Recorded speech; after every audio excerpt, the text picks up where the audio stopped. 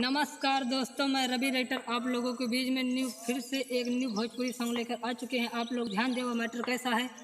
तो चलिए मैं अपने वीडियो की ओर लेकर चल रहे हैं। आप लोग अंत तक वीडियो पर बने रहें और वीडियो को पूरा देखें। ज़्यादा से ज़्यादा लाइक और शेयर जरूर करें। आप लोग देखिए भाई साहब।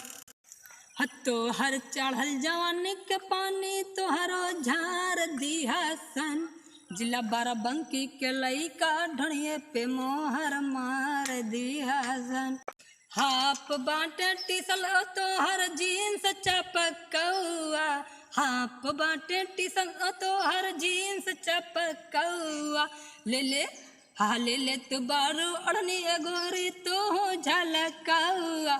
ऐसे ना हाँ ऐसे न बोली तो बोला ना तो गोली मार दिया सन, जिला बाराबंकी के लइका ढड़िए पे मोहर मार दिया सन।